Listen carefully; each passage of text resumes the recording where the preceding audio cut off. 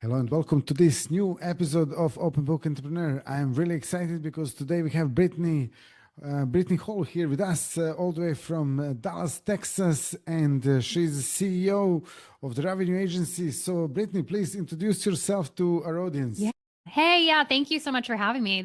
I love the name of this podcast. I'm like, oh, open book, like I'm in. My name, Brittney Hall, and I founded a company called the Revenue Agency a couple years ago. I've worked in the coaching industry for quite a while and built my own business, built other people's businesses. And so I realized I had a knack and a gift for it. So we created our company, and it's like a one-stop shop for, people in business. Just like anything they could need, we try to serve them at a really high level, and we have a lot of fun while doing it. Great. So you said you've been an entrepreneur before, like the whole life, and started Yeah. side hustle back in 2010. Yeah. Where did that entrepreneurial drive come from? Yeah. Honestly, my parents, they're business owners. They've been in business very successfully for, gosh, over 40 years. But growing up in their business really, and, answering phones at 12 and helping my mom, make a deposit or just do billing or whatever, it was great to have just kind of be a passenger in that vehicle and see everything it takes, and that it's not just always a steady climb up, that things happen and bad things happen and good things happen, but you just always stay in it and you always work hard and you always show up. So they showed me a lot, just, and I don't even think I realized how much I got from that until I was an adult, you know? So yeah, I always wanted to make money. Like at the very basic level, I loved making money. I was always willing to work hard. And yeah, from the time I was little, I remember picking blueberries and selling them for $1 a pound, to the grocery store at like 8 years old. So it's like, anything I could do to make money, I was in. Absolutely. Yeah, yeah. I mean, there is something about this entrepreneurial sort of spirit that we are born with, because I Yeah. have also similar stories. Like when I was 5 years old, I actually started washing cars with my friend, Yeah. and then as soon as we got this first cash, we went across the road and we bought like loads of chocolates. Yeah. Well, but it's like it's independence, right? You didn't have to go Exactly. ask your parents if they would buy you the chocolate. You're like, I can Yeah. do it. I can do what I want. So money really to me was always a sense of independence and freedom. And I Mm. think that's what entrepreneurs want is they want independence. They want freedom. They don't want to punch somebody else's clock.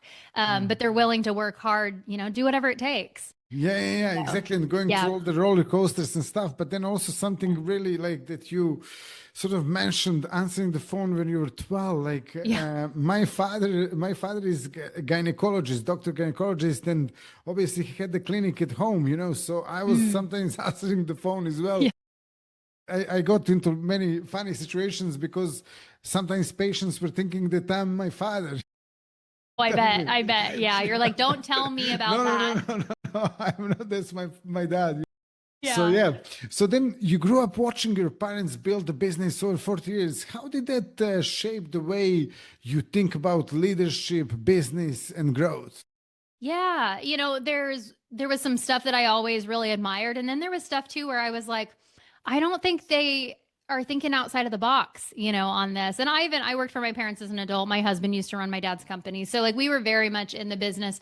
But I think that a line that I love that my parents represented so well is success isn't convenient. My dad, he owned a lot of trucks. And so sometimes one would break down in the middle of the night and he'd have to go and fix it, or fix equipment there's just always something that was going wrong.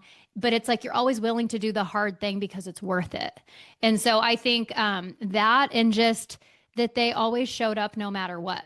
Like my dad and mom, they weren't business owners that were like, oh, yeah, we don't need to go down there. Our managers got it. It's like still to this day, they're in their 70s and they go down there every day. And my brother's taking it over now and running it, but they're still in it every day. And I think that, a lot of people think, oh, I'm going to start a business and I'm just going to be rich and I'm not going to have to, people will work for me. It's like, it's a good way to go out of business, you know? Yeah, yeah. So Especially if you start delegating too early. yeah, yeah. So that was always an example of things that I really admired about them. Yeah, absolutely. Yeah. So you built a six-figure health coaching business while Yeah. raising two kids. What did that Yeah. season, what did it teach you about like discipline and building something meaningful? Yeah, it was crazy. I had like two toddlers. We were building a house. I start, in this business and it was in the network marketing industry. So I did have support from like mentorship and there was a business structure, which is easier than just starting something from scratch. So that was helpful. But I think for me it was like the daily discipline was touch the business every day, like do something, show up online, show up for your clients, like have a structure and stick to it, but then also make sure that you don't forget about your family in the meantime. So I remember in the beginning I was so busy and I was on the phone all the time and at night, and my husband would get home from work and he's like, what are you doing on the phone, like are we ever going to hang out? And so I literally had to figure out how to make my calendar dictate my life. And I would block out family time every night. And my kids knew, it's 7 o'clock. So it taught me so much about structuring my day, but and also creating not balance, because I don't really believe in that, but intentional time, where it's like, okay, I'm going to hit the business in the morning. Maybe I only have a half an hour and then I'm going to hit it again later, but I'm also going to spend time with my kids. I think especially as a woman, it's that stuff's really like we really enjoy being with our families and taking care of our kids and, doing more maybe domestic type things. But so yeah, it was just taught me to kind of create some intentionality with all of that. So in Yeah. 2022, you also moved into personal development, high ticket coaching, sales, Yeah. and marketing. So what inspired that shift? Yeah. So in that, had that health coaching business that I built over 7 years, and then GLP-1s came out on the market, right? And so that really disrupted that space. And so what I saw was my business that was, you know, our full income started to decline. Like it was just, I was still doing all this stuff and I was pushing so hard and trying to implement new ideas and it just wasn't building. And so I was like, gosh, we got to figure out something else. And I saw an ad for a coach that I had gone to some stuff out in Nashville, and he was doing a workshop on how to coach, speak, and write. And I was like, well, could create my own coaching business. And then I went out there and he really needed salespeople. And I thought, well, I could sell, you know? And so I had never done it before in that capacity, just in my own business. And that was much more relational type selling. I had never worked a list I didn't even know what a CRM was. And he goes, well, you can sell. And I go, yeah, I can sell. And he gave me an opportunity and I did well. And with that came more and more opportunity. And I learned so much. And I went on the road with him. I was like back in selling rooms from like speaking engagements. And I learned how to negotiate speaking agreements and create programs and how to market and how to use a CR. Like I just got like a firsthand experience at all of this stuff. He gave me a ton of freedom in his company. And I mean, we really grew his revenue a lot just with what we implemented. But that's kind of how I got into it. And I learned so much. Like it was an excellent education in this industry. Sounds like it. Sounds like you made a very good income, and on top of that, you learned a lot, and you're sort of like Oh, yeah. fantastic. Yeah. Yeah, I remember my first 5-figure month and I was like, oh my God, I didn't even know I could make money like this. yeah, Like, yeah. this is awesome, you know? I remember. I think everyone remembers their first 5-figure month. Yeah, that's great. So what Yeah. led you to start the revenue agency in 2024? Yeah. Yeah. So that chapter with the company in Nashville came to a close at about the 1 year mark. He wanted to restructure some things. And I was like, I'm not in alignment with what we're doing here, but super grateful. I'm going to move on.